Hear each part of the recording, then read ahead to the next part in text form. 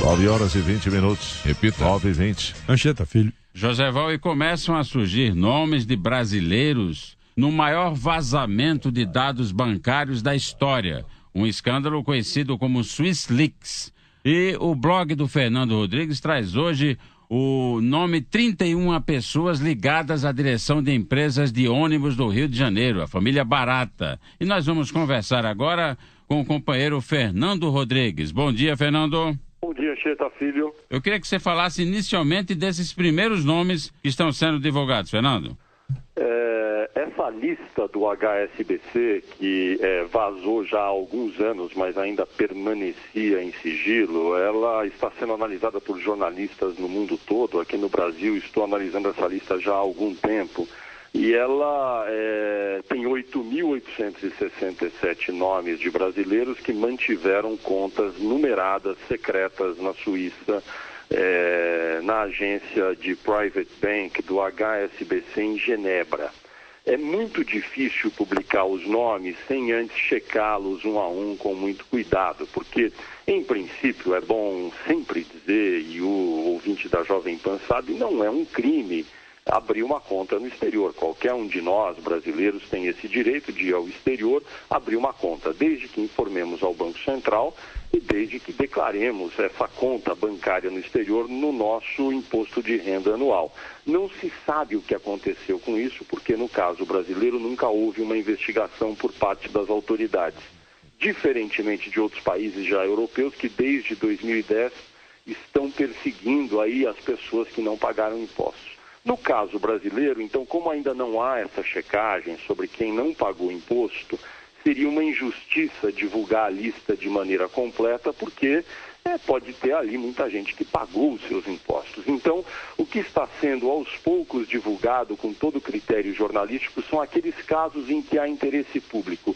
E não há interesse público maior para as pessoas do que empresas que prestam serviço de transporte municipal, que são concessões públicas. No Rio de Janeiro, são cerca de 40 empresas, e descobriu-se que 31 pessoas ligadas à direção dessas empresas de ônibus municipais no Rio de Janeiro mantinham contas secretas numeradas na Suíça, algumas delas manipulando dinheiro a partir de um paraíso fiscal no Caribe, nas Ilhas Virgens Britânicas, e, enfim, não se sabe se cometeram um crime nesse caso, se declararam para o imposto de renda. Agora, quem tem uma conta numerada na Suíça, escondida, e ainda por detrás de uma empresa num paraíso fiscal, talvez tenha que dizer algo, sobretudo porque presta um serviço público para os cariocas, e, nesse caso, acabou sendo divulgado agora uma lista com 31 pessoas, aí os donos das empresas de ônibus no Rio de Janeiro, mantendo cerca de 40 milhões de dólares na conta do HSBC, nas contas do HSBC lá em Genebra, Anchieta. Fernando, e o governo brasileiro, hein? Como está se movimentando para apurar tudo isso? Pois é, esse é um caso fascinante que revela muito a inércia e a desídia, em certa medida, para não dizer algo mais, do governo brasileiro. A lista toda do HSBC ficou disponível junto ao governo francês desde 2008, que ofereceu o compartilhamento de dados para vários países. Não se sabe se ofereceu para o Brasil, mas isso foi noticiado, que a França estava disposta a oferecer os dados. O compartilhamento começou a acontecer em 2010, já, portanto, há 5 anos.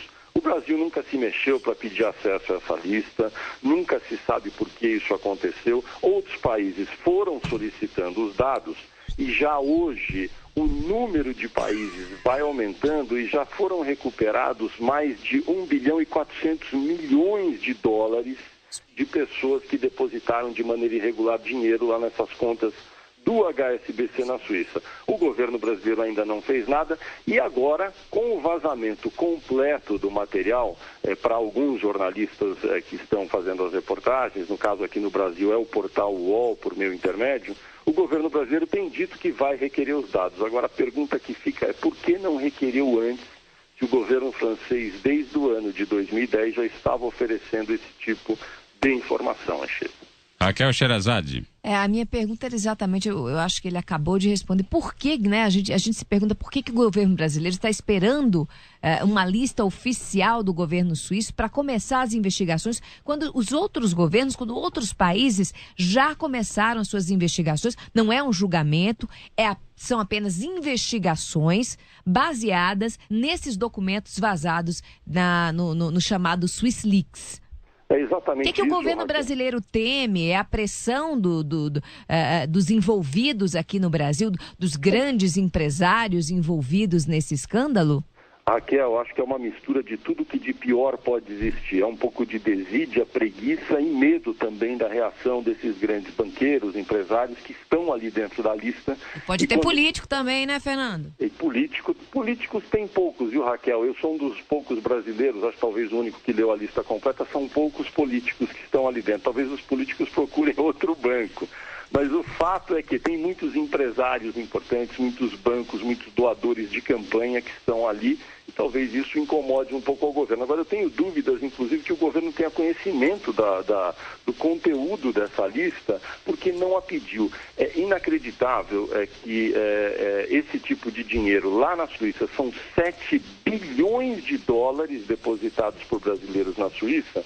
E esse número, veja que coincidência, se transformado em reais, dá quase 20 bilhões de reais. 20 bilhões de reais é o que o Joaquim Levy precisa economizar esse ano para fazer o ajuste fiscal. Esse dinheiro ficou lá dormindo na Suíça desde 2007, 2008, e o governo brasileiro não fez nada e agora vem exigir sacrifício dos brasileiros para fazer o ajuste na economia.